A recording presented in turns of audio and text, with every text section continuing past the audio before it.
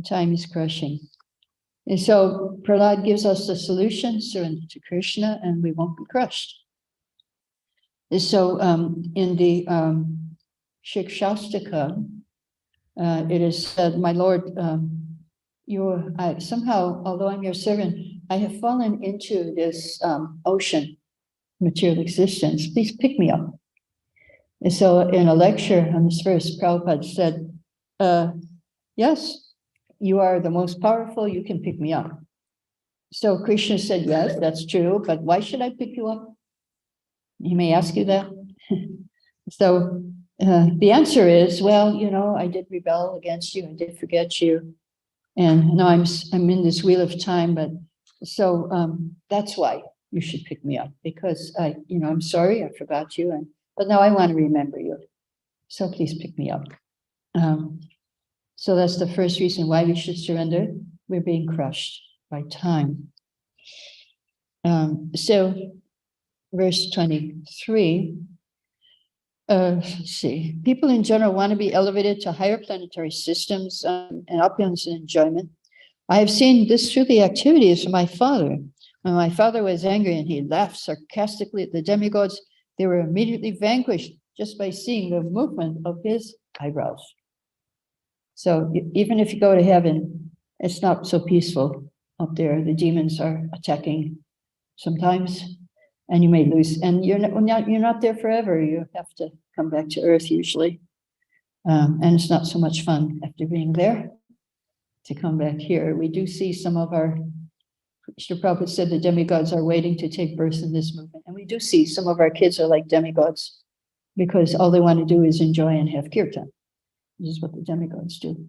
Of course, they have work to do too. But yes, it's everything is temporary. So this is the point of this verse. It's so temporary here, and I learned that when I went to an earthquake zone, Church Gate, New Zealand, and there was a huge earthquake, and the whole. I wasn't there for that, but I did see the video. So of course, somebody was taking a video. In 45 seconds, the whole city went down, like buildings, nine stories. There is a story of one lady who was at the top of a building, 5th floor, I think it was. She had taken her child because he was having psychological problems because of the earthquakes over there. And then she was on the top of the building, and this huge earthquake came and everything fell, but she was okay because she was on the top. And she walked off the building after that with her kid, 5-year-old kid. But there are a lot of stories like that. Everything. And so you would drive around. One time you feel the aftershocks. So one time it was like 2:30 in the morning. I woke up. And so when I wake up at night, I start chanting. I was chanting, and all of a sudden there's this big loud thump, like somebody put their foot down, Bigfoot. And my first thought was, my computer's going to fall on the ground. But I was too scared to get out of bed to save it. But, better we think of Krishna, of course. And I had another test. It was in devotee's house. And it was 9:30 at night, just going to sleep. And then I heard they have 4 kids, and they were on the floor above me. And I said, I heard them it sounded like they were running back and forth. And I said, wow, they're making so much noise. But then the house started swaying this way and that way. I said, oh, it's not the kids. And so, but everything's so temporary. So then when you drive, after this massive earthquake there were everything was finished, and they had these speed limit signs, 30, temporary, 40, temporary. Everything was temporary. You really got the idea that everything was temporary because they had to rebuild. So, and then they had these big signs on the walls, written, move to such and such address, temporary. It's like, you really understand how this world's temporary. If you've ever been to an earthquake zone after an earthquake, it's really very, and that's another reason why we should surrender, because everything we get here is temporary. We can't take it with us. And so the next verse 24 tells how to surrender.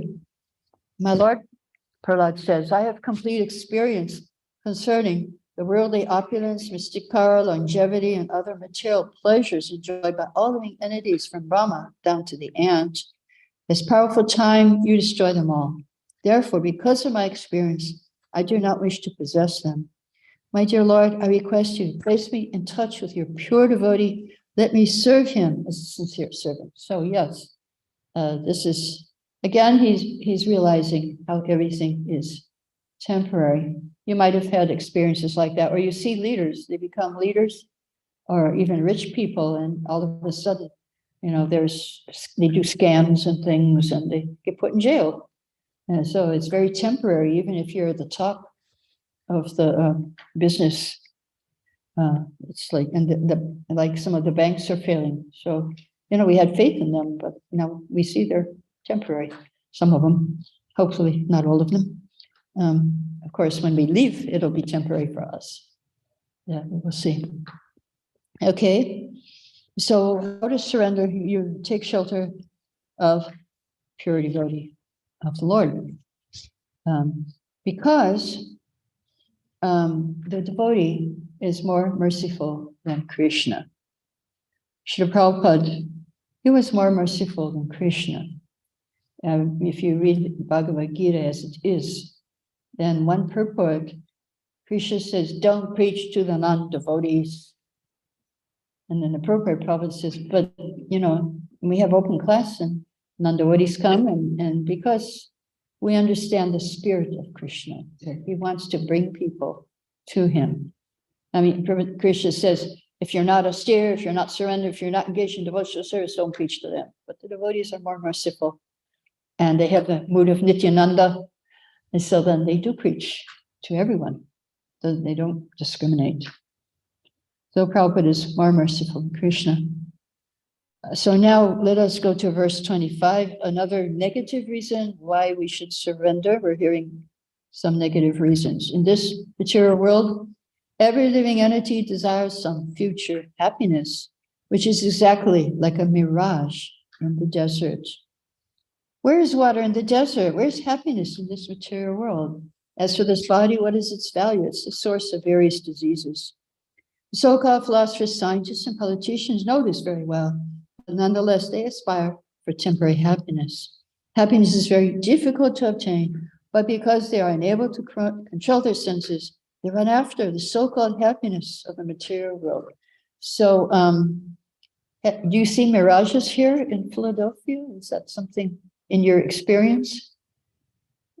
Yeah? I haven't seen one. You haven't seen? I think I saw one coming in. Yeah, it's like on the road when it's really hot. Yeah, because it has to be really hot.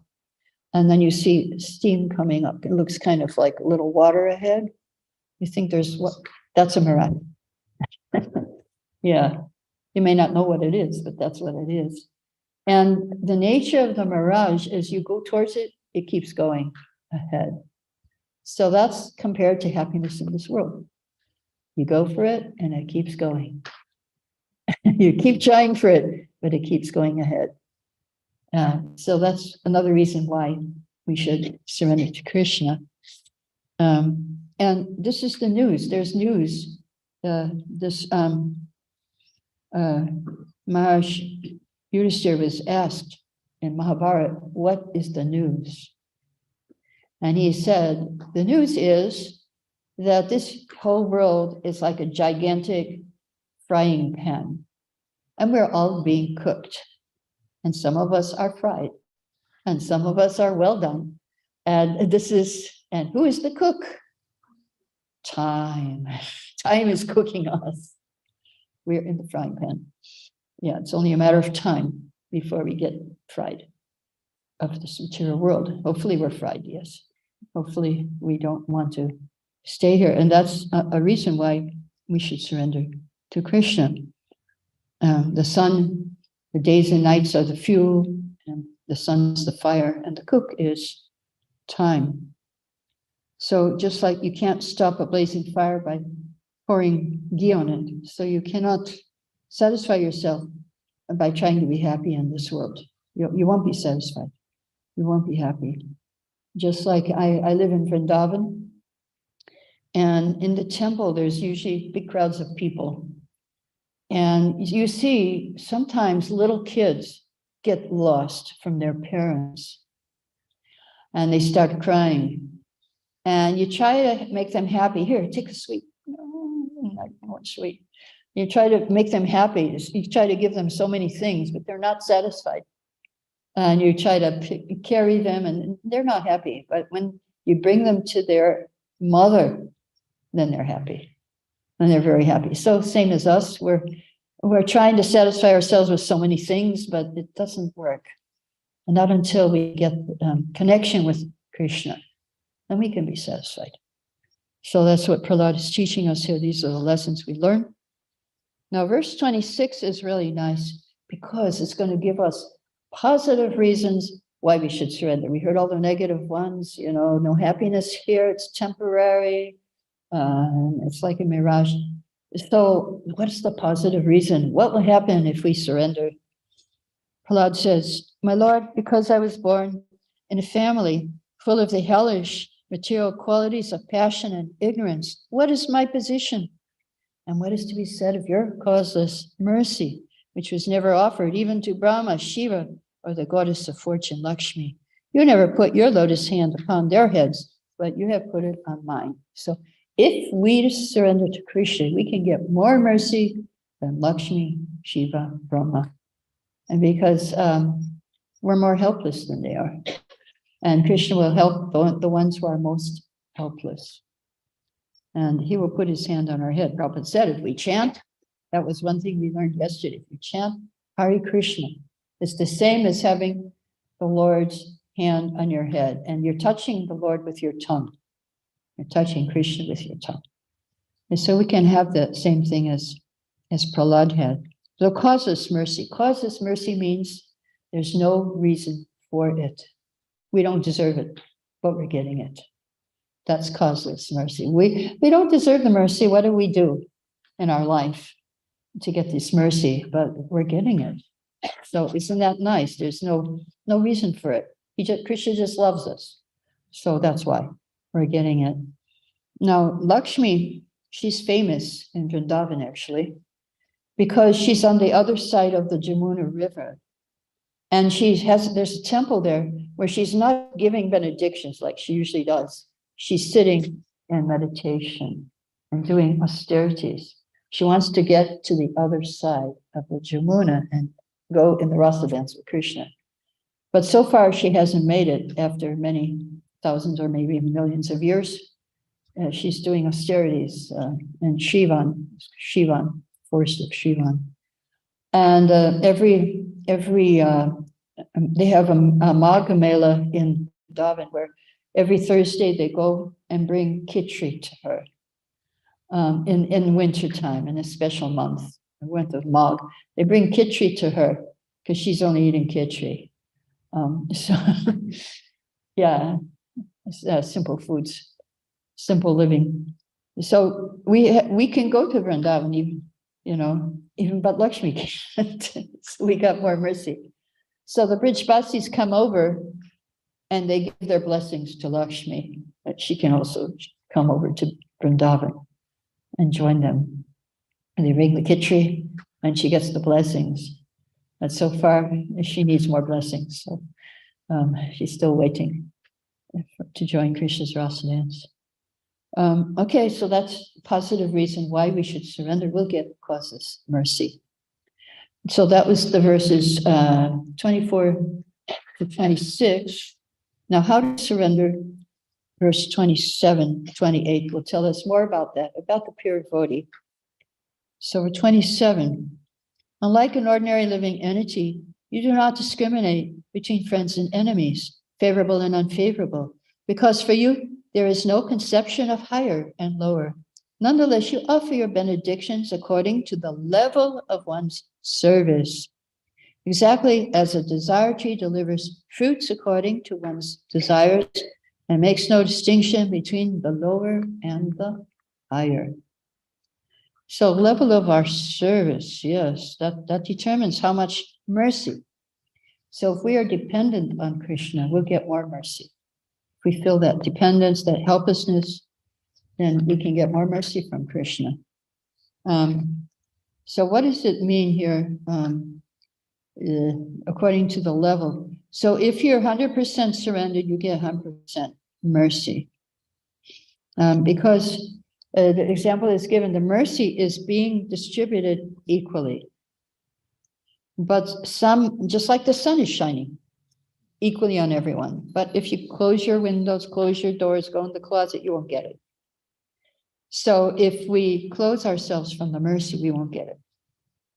And sometimes there's some mercy we may not want to have. But it comes anyway. Special mercy only comes to those who are ready for it. Who are ready for it. So yes, that is the condition. The condition. So now verse 28, we do have, it's a special verse, and it reveals, go to your verses sheet and go to verse 28. It should be on the second page or on if you only have one page, it's on that page, yeah. 28, 7928. 7928. Very wonderful verse revealing Prahlad's mind. So I'll sing one line, you can repeat after me. Evam janani patitam papavahi kupe. Evam janani patitam papavahi kupe. Kama pikamam anuya prapadam prasangat. Ma pikamam anuya prapadam prasangat. Kridvat masat sarashina bhagavan krihita. Padmasa Sarashina Bhagavan Grihita Soham Katanu Vishishe Tavavrit Yasevam Soham Katanu Vishishe Tavavrit Yasevam. My dear Lord, Supreme Personality of Godhead, because of my association with material desires, one after another, I was gradually falling into a blind well full of snakes, following the general populace. But your servant, Narada Muni, kindly accepted me as his disciple and instructed me how to achieve this transcendental position. Therefore, my first duty is to serve him. How could I leave his service? So he's teaching us that it's better to be servant of the servant than to serve the Lord directly. Now, how is that? Because Prahlad, he's a great devotee. He's a Mahabhagava. He's a Shaktivesh avatar, Prabhupada says sometimes. But he says, he's face to face with Nrsimhadev. And he didn't say, okay, Lord, how can I serve you? He said, no, how can I serve Narada, my guru? How can I serve the servant of you? Even though he was face to face with the Lord, he said, I want to serve your servant. What can I do for him? So here it says he was falling into a well full of snakes, and that's the situation of people in this material world, falling into a well full of snakes. Does anybody know what the snakes are that are biting us in this material world? What? Material desires. Well, there's something even more gross than that. That's the subtle things, that's true. Now, they're thinking of something more gross. Huh? And when you saying envious? Yeah, that's also on the subtle. We're looking for the gross now. Huh? Huh? Maya? Raise your hand if anybody. Well, I'll tell you, yeah, you got an idea? Said, what'd you say? Yes, you got it. That's the snakes. They're ready to bite us, unless you get the mercy of Lord Chaitanya. And then you can take the teeth out of the snakes. That's how you can tame the snakes. That's our method of getting free from the snakes of this material world. There's a verse like that that says, so the Indriyas will be tamed by the mercy of Lord Chaitanya. So, but Prahlad, even, it was going on even millions of years ago when Nrsimhadev appeared. I don't have the exact date, but it was long ago, very long ago. So yes, we have Kala Sarpas, but by the grace of Lord Chaitanya, we have broken the fangs of the Kala Sarpas. So Srila Prabhupada often told us we should become the dog of the Vaishnava, and that will be a happy place for us. So I can give you an example of how, by surrendering to Krishna, then you will get the mercy of Srila Prabhupada. Many devotees, I live in Vrindavan, so many devotees come there to die. So one devotee came with multiple sclerosis, which means sometimes you can't walk, sometimes you can't even lift your hand. And she came there to die, but it took 20 years for her to die in Vrindavan. And so sometimes she couldn't chant properly. She was always listening to lectures and things, but she couldn't walk to the temple sometimes, although it was only a 2-minute walk. So she had a vision just before she left her body, and she was walking on the path back to Godhead with Srila Prabhupada. And on both sides of the path, people were criticizing her. Say, she can't go. She didn't chant her rounds every day. And not only that, she's a woman. And how can she go? But she was walking with Prabhupada. So Prabhupada turned to those people and he said, it's all right. She's with me. So that's how we're going to go back to God. Follow Srila Prabhupada. And we will go. We will go. He will take us. He will take us. And then because on our own, it's very difficult. And very hard to get up to the mark that opens the doors to go back to God. He had, in Bhagavatam, it says that Nityam Bhagavata Sevaya, Bhaktir Bhavati Naishtiki. When you come to the level of Nishta, Naishtiki Bhakti, then the higher levels are open to you. But that's a very high level, actually, to get to. You have to be free from all your desires and things. I mean, at least in the mode of goodness, that your lower modes are under control. So it says that Bhagavatam says when you're almost free from that. So Srila Prabhupada has said in a lecture that 75% free, and you can go back to God. Because he was lecturing in Los Angeles. Prahlad Maharaj tells a story that he was in a class, he was saying, you have to be 100% free of material desire. And the devotees were looking at each other thinking, oh my God, we're not going to make it. And then he said, okay, 90%. And then Prabhupada looked at them, everyone was still not very happy. Okay, 80%. And then he got off the Vasasan and put his chowder and looked back, 75. So like pass, that's pass. And so he'll make up for the rest, what we lack. What we lack, he will make up for. And so, yeah, if that's what we want to do, we sincerely want to go back to Godhead and serve Krishna and Goloka Vrindavan, then he will definitely help us. Okay, so now I want to discuss a little bit more about why is it better to be servant of the servant than to serve Krishna directly. Yeah, we're on the flip chart, we're on verse 28. Why become servant of Jai? Jai Jagannath, Jai Radha Krishna, Jai Gauratai. Why should we become servant of the servant? Yes, yes. So I'll ask you, what's the reason? Why should we become servant of the servant? And better, why is it better than being servant of Krishna?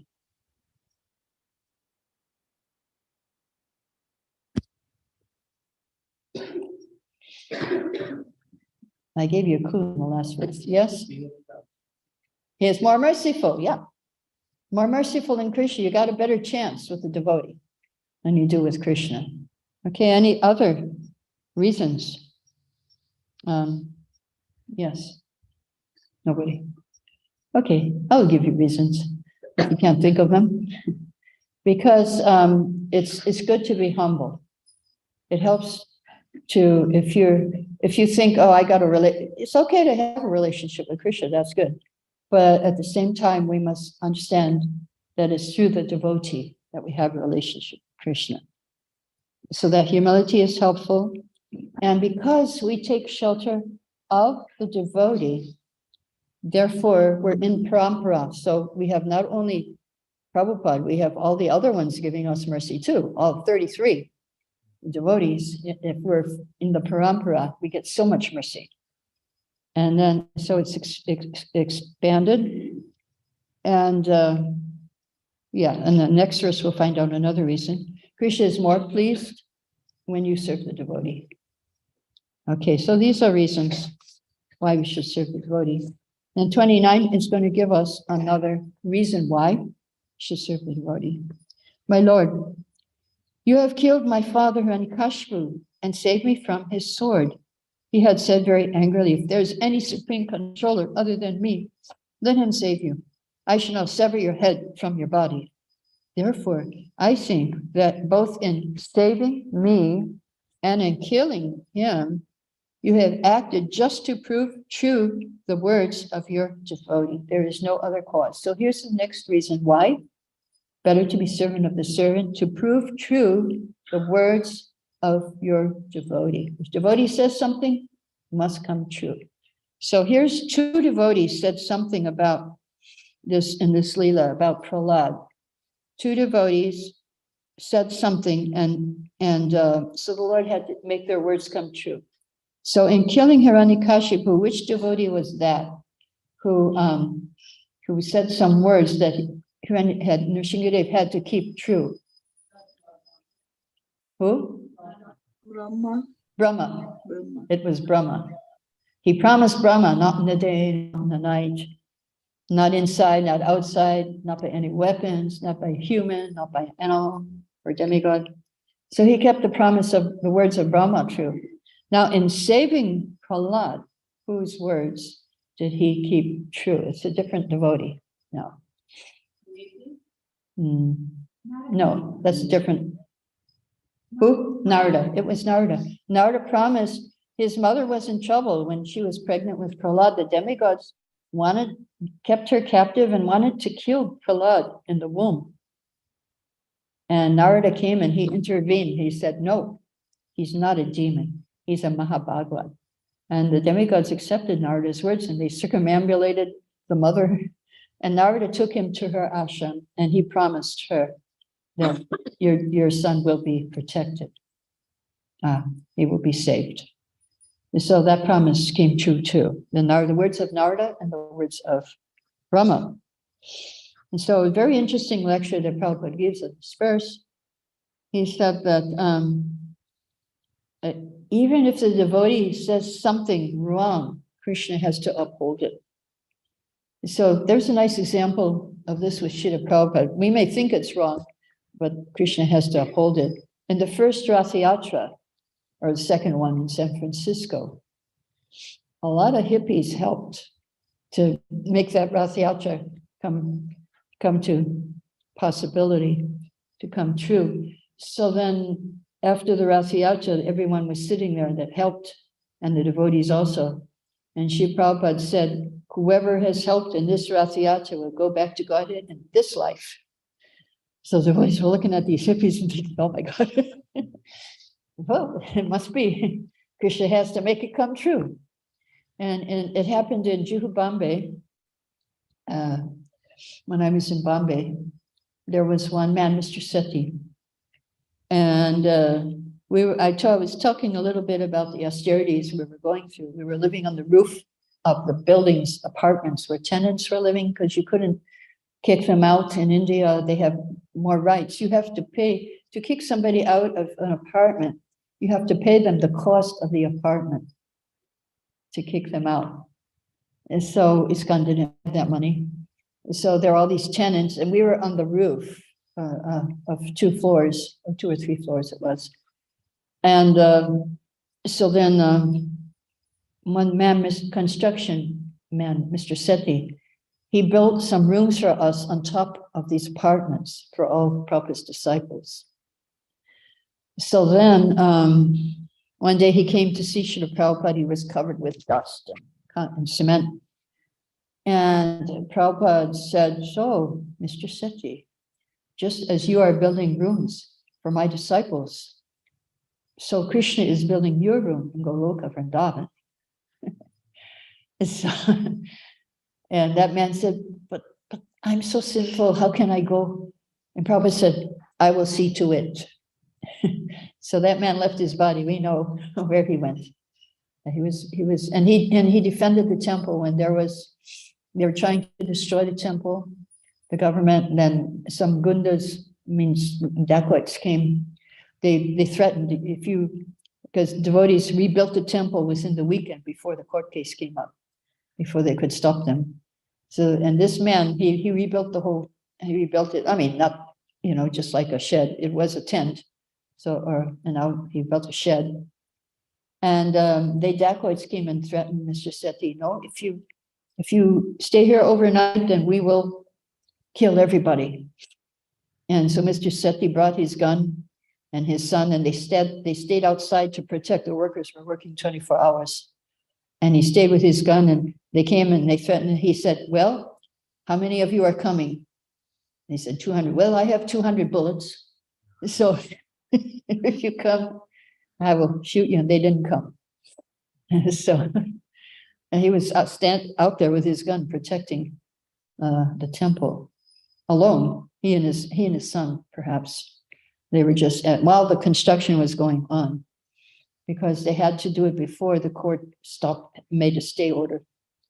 And so they rebuilt the whole shed. It was a shed. And then they went to court, and the court says, what is done is done. So that was okay. Yeah, because sometimes in India, they just, if they want to make a road or something, they just destroy things. But this was not a road. It was, the owner was giving trouble. He complained. Okay, and so then the next few verses from 30 to 36 is about creation. I'll just summarize this, that Krishna is there, beginning, middle, and end. And whatever we see is Krishna. And the verse 31, although this whole world is only you are aloof from it. So that's our philosophy of Chinta Beta Beta Tattva. The concept of mine and yours is a type of illusion. Yeah, and this is the example illustrated by the example of the seed and the tree. Because if you plant something and the tree comes out, the seed is gone. You don't find the seed anymore because it's transformed into the tree. So difficult to find the seed of this universe, Krishna, because the universe has come out and we go, like Lord Brahma, he tried to go down the lotus and he couldn't find it. He had to give up. He had to perform austerities. And so yoga is talked about also. Prahlad says, yogis, let's see, you appear to sleep with half-closed eyes, but you do not sleep like an ordinary human being. And so, yes, so we see the Vishnu, Mahavishnu, Garbhodakshaya Vishnu, he looks like he's sleeping on Sheshanaga. He looks like he's sleeping. So, but he's not sleeping, half-closed eyes. So Srila Prabhupada said in yoga practice, you have to have your eyes half closed, because if they're all the way closed, you'll fall asleep. And the first place I went to there was meditation, and half of the people who were doing the meditation wasn't ISKCON, and half of them were sleeping and snoring. And I thought, I wonder if that's gold. You're supposed to fall asleep while you meditate. But no, it's not. And so yes, but he's sleeping, and that's a different sleep. And he's enjoying his rest on Sheshanaga. And just like Srila Prabhupada gives the example of, like, people in this world, they go to the pool or the ocean to enjoy, and they bring a little raft, and they float on the raft.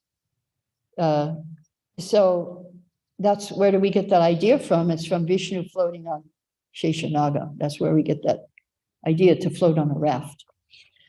He's the first one who did that. And so we're lucky we can also do that. But yeah, I got to be careful. Like I come from Florida, Alachua, and there's some springs near us, and there's a river where we float down. Now, a few days ago, it made the news that, one lady who was floating in a tube down the river, she happened to hit a log, and on the log was a crocodile.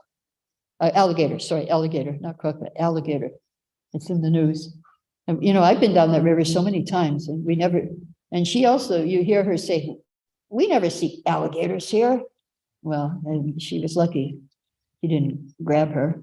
But yeah, we try to enjoy like that, like Vishnu, then it might be dangerous. So yeah, to think twice before I float down that river again. We're always doing it. But yes, so yes, Brahma, he was born, he took shelter of the lotus flower, and he saw the Lord within everything after he did his austerity. Verse 35 and verse 36, so that's Visarga. And then 35, he did Tapasya. And then he saw the universal form, thousands of heads, thousands of hands, thousands of legs. And when he first woke up, he was in the dark and did austerities. And then he saw this Vishva Rupa. So, yes, but that's not our form that we want to see, Sharad Bihari. That's the form we want to see. We're not interested to see, and it's not good to see the universal form.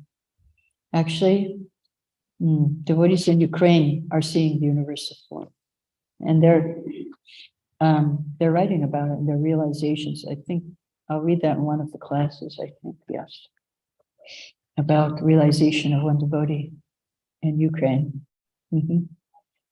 So yes, okay.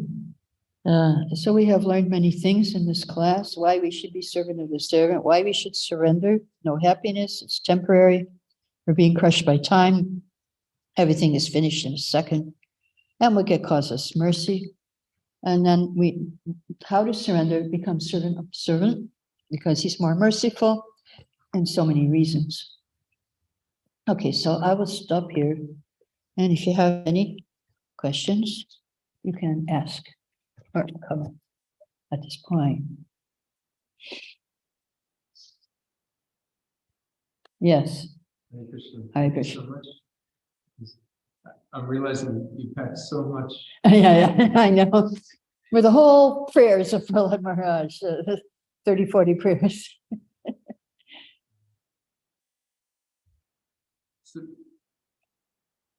I wonder if we could explore a little further the idea of causeless mercy.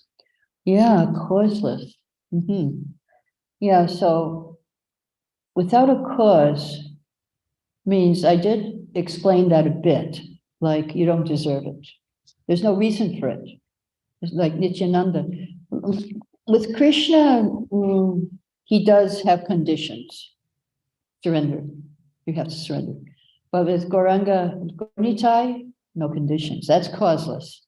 That's causeless. So that's why Krishna came again as Lord Chaitanya, to give us causeless mercy.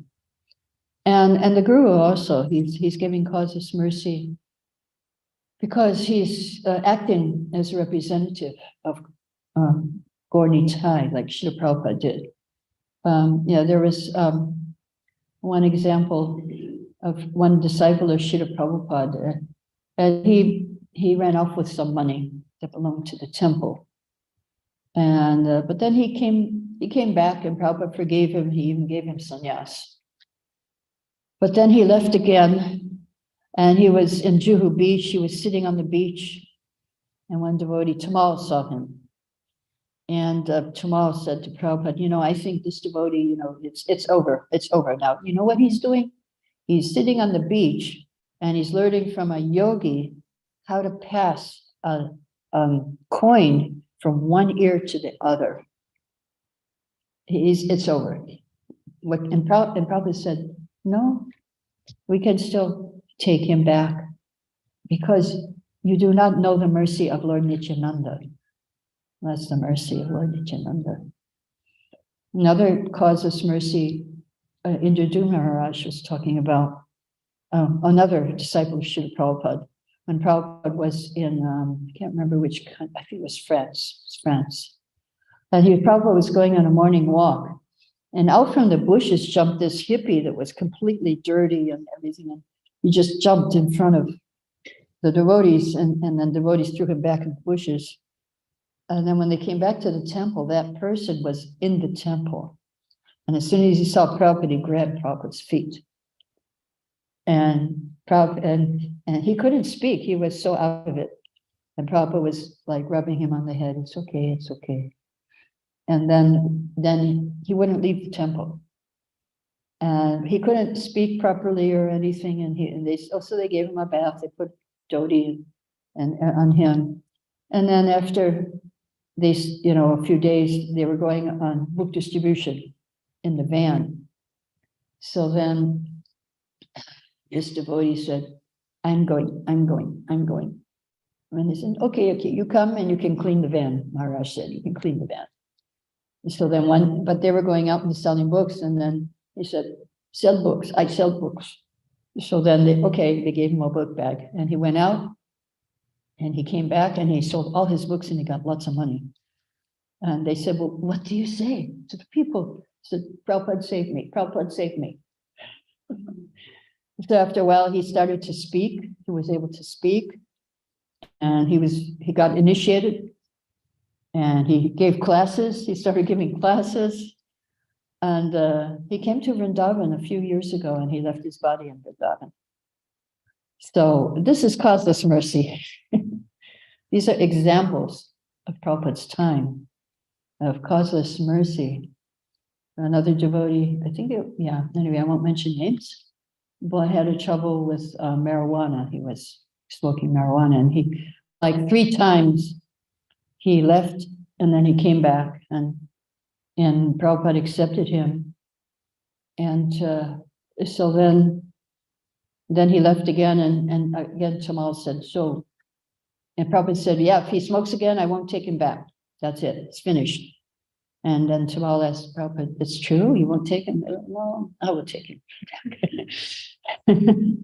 So this is causeless mercy, that you don't deserve it, you really, other devotees think, okay, forget it, but Prabhupada said, no, we will accept, we will take them. Another one is, I was in Boston, there was this one who was like sitting in the hallway and not doing anything, just like everybody was saying we should throw him out. And then, but later, so Giraj Maharaj was at Boston, and later on, about, a few years later, he saw this devotee in Los Angeles, and he was shaved up and clean, and his name was Kushakrata, who was a great translator in Sanskrit.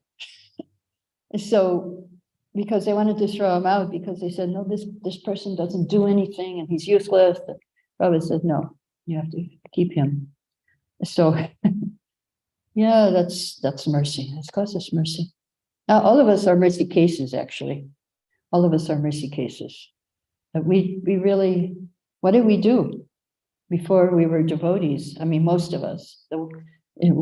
I didn't know Krishna. I didn't know chanting Hare Krishna, but somehow, not only I was chanting after the first time I came to the temple, the chanting was in my head. I wouldn't go out. And then after a year, I was sent to India. I became a pujari in Calcutta, of all places. I never thought I would do that with my life. Only 50 years in India. I never thought about India or anything, but yeah, it's just causeless mercy. Prabhupada gave us mercy, and he empowered us. He gave us the potency to spread this movement all over the world. Because at first in India, he was not successful, so he went to the West. And then he brought the Westerners back to India, and they became more interested after they saw us there chanting and dancing, and then they became, yes, Prabhupada. Psychology, because everybody at that time, everybody wanted to come to America and different places, and not in India. And even now, maybe, I don't know. But yeah, so Prabhupada, he was very tricky. He was very tricky. He said, I've tricked you to becoming devotees. Yeah, he was, and that was his mercy. And he expressed that when he landed in Boston in his poem. He said, these people are hopeless. He looked at us, hopeless people in the modes, passion and ignorance. And he said to Krishna, but if they hear Bhagavatam, there's hope. And Krishna, if you want, you can liberate them. And Prabhupada said, I wish that they be liberated. And that because Prabhupada wished for us, we are here. Prabhupada wished. The devotee wish, if the devotee wants something, must come true. But Prabhupada wished that we become devotees. So that's why we're here today. The desire of a devotee must come true. So yes, that's the causeless mercy. Yeah. Any other? Yeah. No, yeah, there's nobody, it's just you. So the cheating propensity within the living being, they see the causeless mercy and say, therefore, I don't need to endeavor to do anything. Right. So how do we fight that tendency not to give our best because we feel that it's all Yeah, well, our philosophy is, how the monkey holds on to the mother and how the kitten. So the mother cat carries the kitten without a problem. And some people feel like that's all we have to do is just, of course, all we have to do is surrender. We do it, but we have to surrender. So that's our part. So surrender means that not only is Krishna carrying us, but we have to hold on. Now the rope is coming down, the rope of causeless mercy, but we have to grab it. We have to take the instructions of the spiritual master. That's the light. There's no light in this world, but there is light, and that's the instructions coming down from the spiritual world. He's giving us the holy name. He's giving us the four regular principles. He's giving us, chant 16 rounds, do devotional service. And so this we have to do. We have to hold on like in Vrindavan, you see, baby monkeys are holding on for dear life. The mother's jumping, the mother's running, and they're holding on. And so we need to catch the rope of mercy that we have to do. And what catching the rope means that we do have to follow the instructions of spiritual master. At the same time, hope for mercy, because we are mercy cases, and the mercy will come if we want it to come. If we really want to serve Krishna and go back to Godhead and live in the spiritual world, then the mercy is there, and we need to grab it. Yeah. So any other questions? Yes. Your mother said, we are trying, as a parent, we want our kids to understand the mercy and to understand how you want to be a monkey and not be a kid. Yeah. I was telling my son, it's like I was telling my son, because Krishna says, Prabhupada says, we have a spiritual bank account. And whatever we do is a deposit. Like if we eat prasad, if we chant, if we offer obeisance, that's a deposit into our spiritual bank account or So I was telling my son, it would be good if you put something into your spiritual bank account. And you know what he said to me? Mom, I don't worry, because I have a joint account with you. What could I say, Gurukulis, they know the answers. He went to Gurukul for 8 years, so easy to defeat me. But it's true, you do. But the benefit, what will happen is they will become devotees. They are devotees, but they have, as I was saying to you, I think they have to join the movement at a certain, because they're just automatically in it but they're curious about the material world, a lot of them, and want to experience it. And at the same time, they can't forget Krishna. Like even my son, he's trying to forget, but he'll be driving the car and he'll start singing bhajan or something. Yeah, it's not possible. And yeah, he's devotee. As much as he can be. Yeah, but he's more interested at this point in his material bank account. But there are times when he's defeated materially, and then he does. That's what the kids do. Like our kids, there's an example of one mother and son. They both got malaria at the same time. And the mother was groaning and groaning, and the son was going, Hare Krishna, Krishna. He was chanting. The Gurukuli was chanting, the mother was groaning. And so it will come out when you press them. Now it's inside. And then they're young, When you're young, you think you're invincible and you're, like you can do anything. And that's why when we joined young, we had that feeling still of youth. We had our youth. So we can do anything. And we're still young for Prabhupada, but we did it for Prabhupada. And so it will come. You need to pray. You can donate rounds to them too, if you like, on special days, Kadashi, or even every day. Some others do that. Chant extra and donate them to their kids. And and you can pray. Prayer is very powerful. When Mother and Alachi would I gave one class and I said, and the mother was telling me they had so much problem. I said, okay, offer your child to one of the deities. So she told her kid, okay, I'm offering you to one of the deities. He said, which deity? And she said, this one. No, offer me to that one. So there's things you can do. But now, once they're adults, they have to make that choice, and you can only work on the subtle more than on the gross level. You have to, and the subtle is very powerful. From subtle comes to gross. So prayer and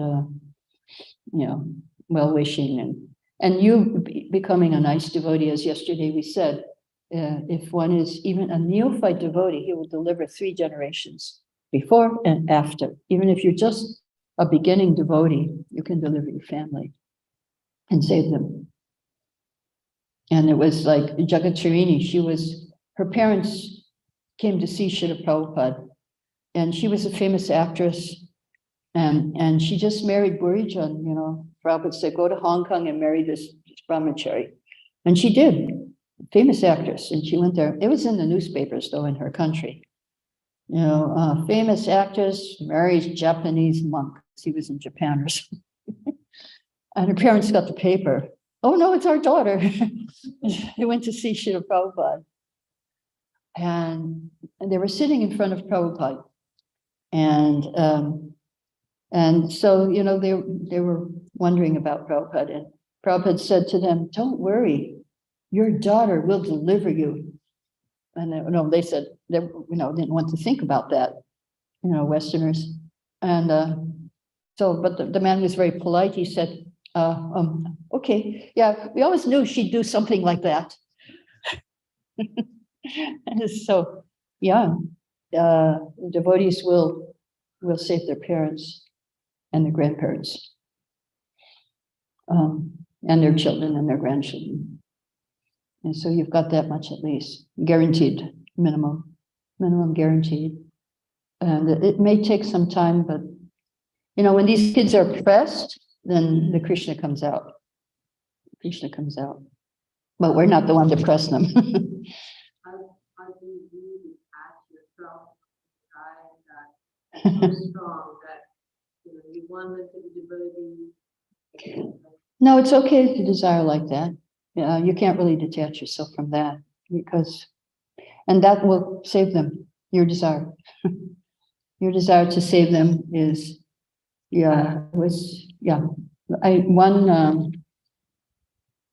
one couple, there's an example that, they had they're still together, but it was a difficult marriage.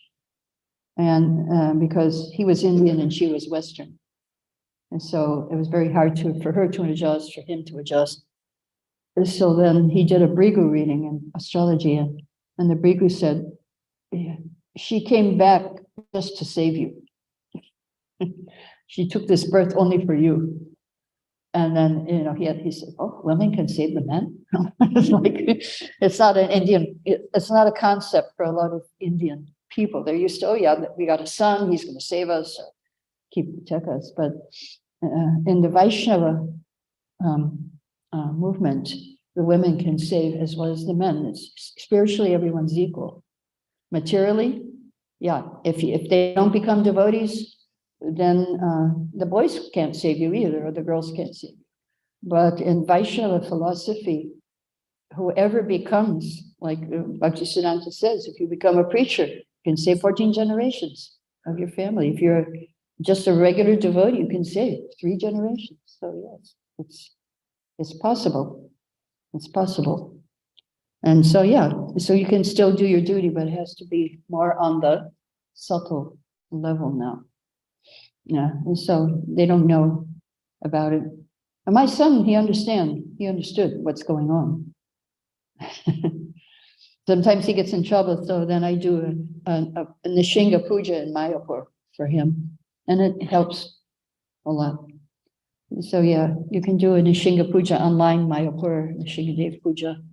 You get your choices of different ones, and I always do the Tulsi one. I offer 108 Tulsis along with 108 names of Nishinga Dev. And that's a nice one. And there's Abhishek, there's a whole day of whatever. You're like, it's really helpful. It's helpful. When you face challenges in your life, it's good to turn to Nishingadev. And that's what this class is about. Okay, so I think we'll stop here. It's after 9. Hare Krishna. Glory to the Lord. Jai.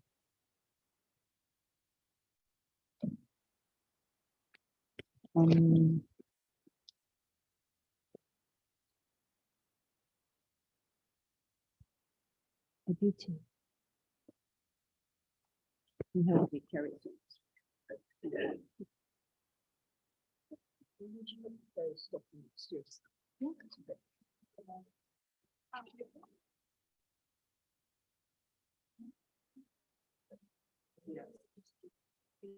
Take this off.